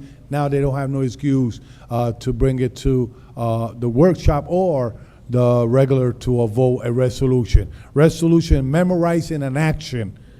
Resolution is memorizing an action or acting taken up of something that was approved. And I think if behind it is a good deed on it, I think it should be supported like any other things. As I say, last item that I have, and I'm going to read it to the record, and I'm going to have one of my secretary to send it to engineering DPW, and it says, Madam BA, if you see that you are tagged on it, just so you can know. Petition of change on Martin Street and State Street. The residents of Governor's Paterson Towers Senior Housing are requesting the change of State Street from a 2-way to a 1-way street going north between Chestnut Street and 20th Avenue, as the street is extremely narrow and impossible to safely pass with 2-way traffic. Another request is to change the current direction of Martin Street from north to south between 20th Avenue and Cedar Street. This change will allow the senior to safely make a left onto 20th Avenue and traffic light and cross the street when the traffic light is there. Thank you for your consideration in this matter. Accommodating our request will increase the safety of the 565 seniors that live in the Governor Tower, Paterson Towers. And with this letter request, there's 209 signature that I told them to sign as a petition to try to make it official. I will have the secretary to send an email to DPW, to Engineering Department, Traffic Division, and also tag me and tag Madam BA for having an idea what we want looking for, okay? So, Councilman Mendez, thank you, Council President, sorry. There's other things that was spoken today, but I don't want to delay it more. I know Councilwoman had to go, and as I said, I paid attention to everything they say. I'm the last speaker, so try not to repeat myself. So, saying that, my vote is yes to close the public. Thank you, Councilman Mendez. Council President? Thank you, Madam Clerk. My vote is yes. Thank you, Council President. Yes. Okay, so the roll call. Motion to close. Motion to close by Councilman Mims. Okay, okay. Second by Council President Mendez. Council Roll call, Madam President. Clerk, to close. Is this just to close the special meeting? No, this is or to close is for to the the- meeting? Can I just make one, remember I have one announcement that I need to make for West Side Park? Sure. Okay. So the city of Paterson is nearing the finish line with procurement around West Side Park. So in the next few weeks, just as a recap, we had worked with DCA to utilize the pre-qualification process to ensure some experienced, highly qualified bidders. It's out to bid right now. And we worked with the Office of the State Comptroller to finalize all the bid documentation. There were 5 pre-qualified bidders. We're opening bids on October 29th, and we'll be coming to the council shortly thereafter to award the bids. But I also wanted to just note that in preparation for site construction, a tree inventory and evaluation of the 480 trees located throughout West Side Park was performed by a certified arborist. A large number of trees were identified as either dead or dying, and as a result, the city plans to remove 74 trees as part of the construction project to ensure public safety. All healthy trees on site are being preserved, and we'll be planting 255 new trees throughout the park. The city has also updated its environmental impact assessment to include this information. Thank you, Council President. Thank you. Roll call. Council President, Madam Councilman. BA, I think you forgot. Can you please include whether, can you confirm and/or deny whether or not, I was under the impression it was only Abdelaziz and myself that did not take a raise, but I was just informed by Mr. Abdelaziz, Councilman Abdelaziz, that he in fact has begun to receive that raise as well. Does my check include that with me unknowingly? Do I not, is this something that I'm not aware of? So, Council President, you let me know. It's a call, Madam B. I don't know. He asked you a question. Whether you decide if you answer or no. If you decide not to answer, I'm Well, ready to close the meeting. It was more to close by Councilwoman Mims and Council President, Councilman Abdelaziz. If you're not, we're ready to close the meeting. It's so disrespectful that we finished our agenda at 7:45. Council President, by you and going this on, is she the can time. answer yes or So no. if you no. All she got to do Well, is answer I yes actually or want no. to add one bit of information, No, go ahead, Madam B. You got the floor. I mean, there's plenty of things I could address tonight that Councilman Jackson said, and I'm not going to Councilman Abdelaziz, I promise. Everyone knows that there are mistruths. We've stated it repeatedly. Councilman Jackson will say, show me where the mistruths are, and I say them, and he doesn't believe it, but so on. The point was brought up about his salary in relation to, I think, hypocrisy about maybe taking a salary increase but voting no. Councilman Jackson does not have an increase to his salary, but he also voted no on a council aide. And so, but we are spending $25,000 on the council aide, who is Mr. Olivares, who comes to the microphone and is asking these questions. So if we're all about putting people on the spot about transparency, that should be on the public record as well. Thank you. That's him. Thank you. Roll call now. Woo, that was a slam dunk tonight. Man. Hey, he was at the stadium during the ground opening of the stadium. Roll call, Madam Clerk. Roll call. Madam Clerk. I'm sure we'll have plenty of things to say. I didn't go through any other information. Roll call. We could do that another night. Special meeting. I'm not taking the raise too, Madam Clerk, Madam BA. Guys, roll call, Madam. Council President. To close the Council special President. meeting of October 8, 2024. Council President, before you say Yes. that. Hold on, before you say that, it's important for you. Madam BA, saying that you say about the aides, we need to check the policy. If they are paid by taxpayer money, Councilman, don't leave. they get paid by taxpayer money. The aid that we had, this legislative aid, and they get paid by taxpayer money. There should be a set rule.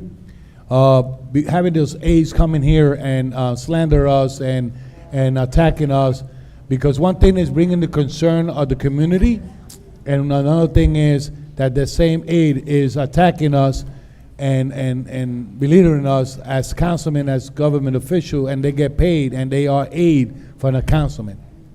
Because you never see my aide coming here and attacking no one because they know the rules of a legislative aid. And there's a policy for that.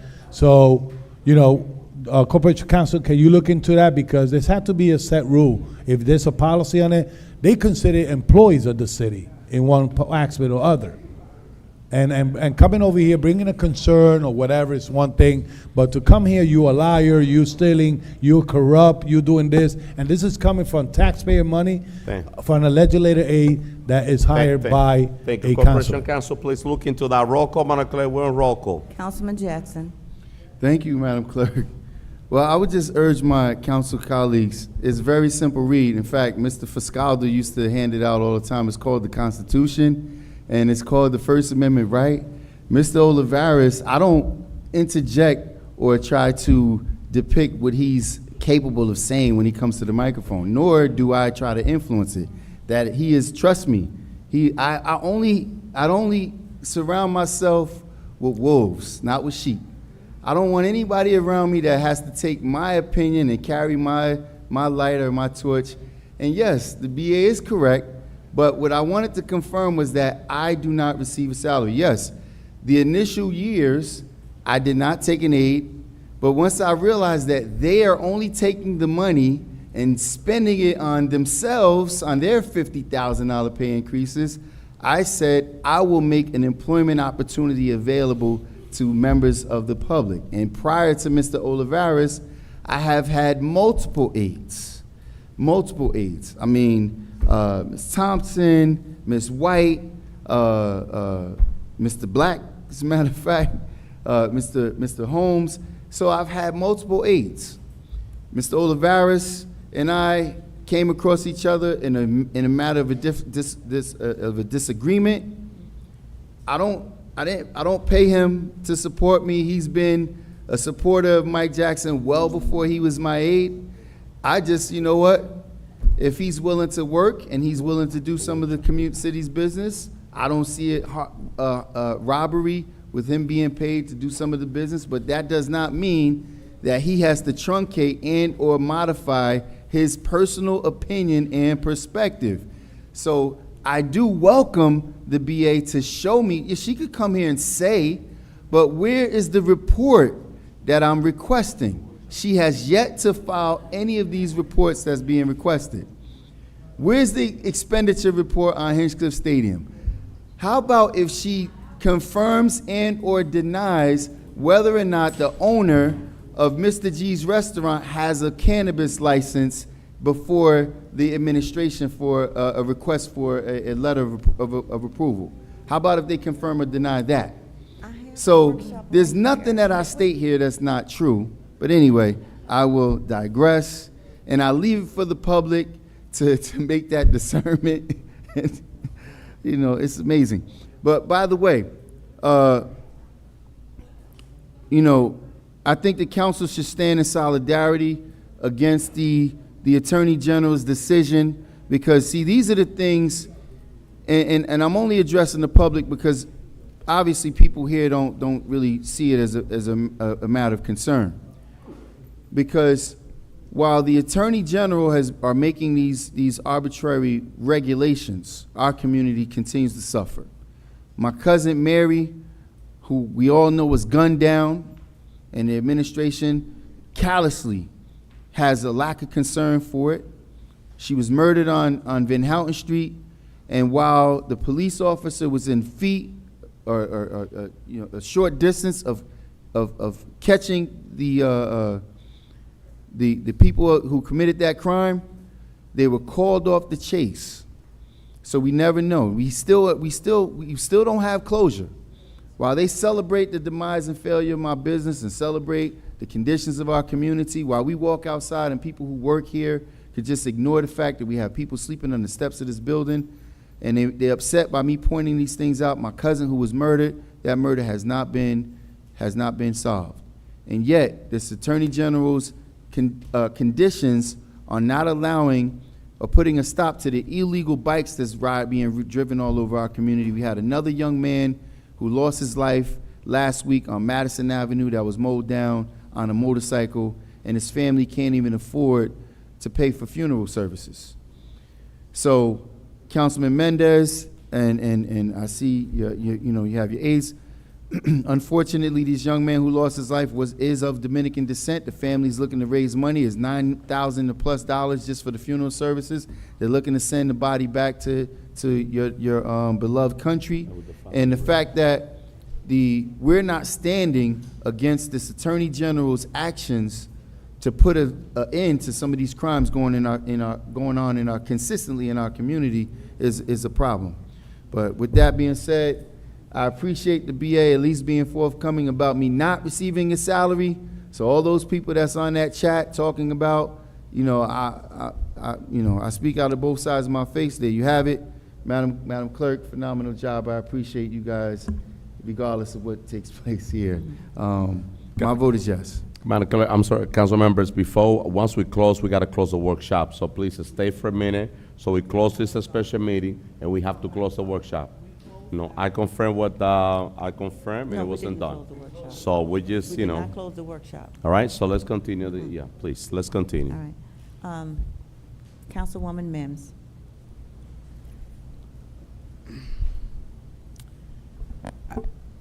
We have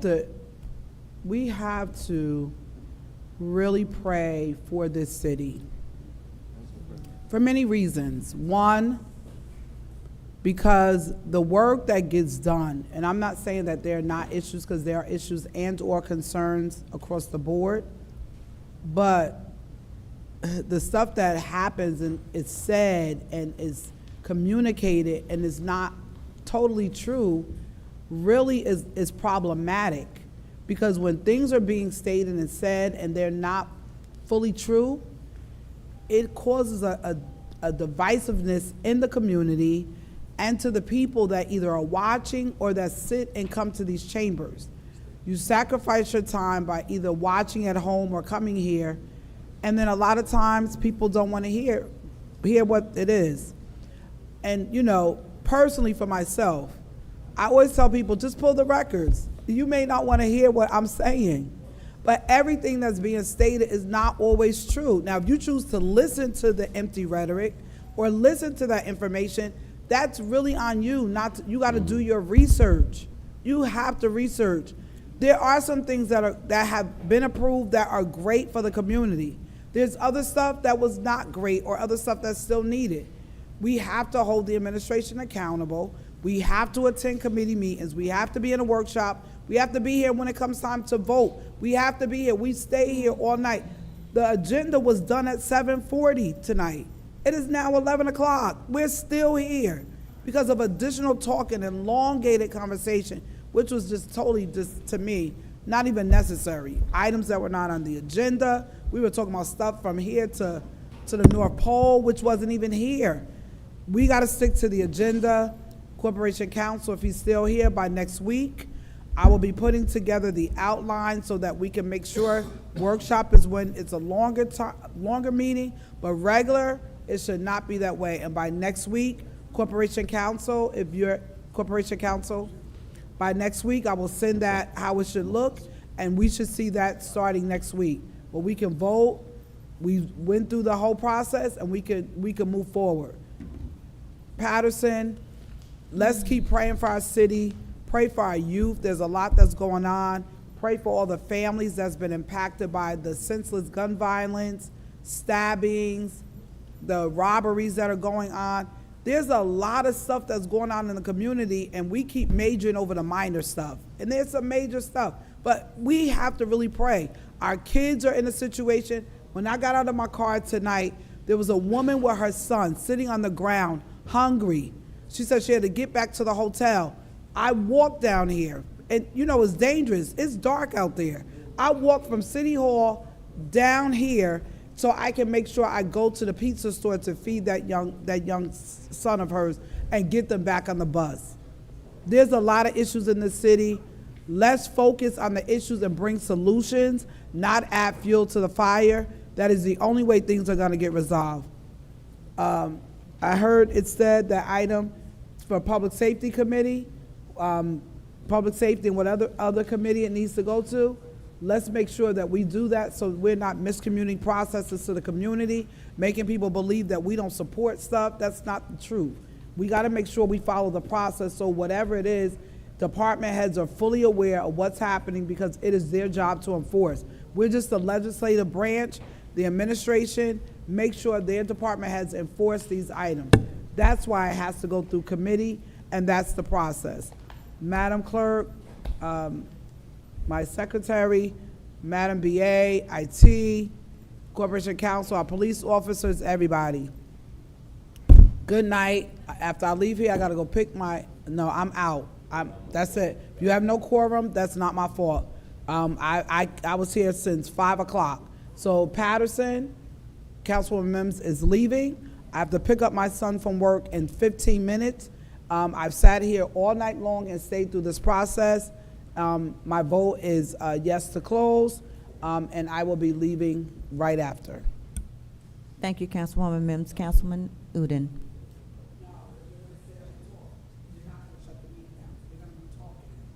Thank you, Madam Clerk. We are closing the special meeting. My vote is yes.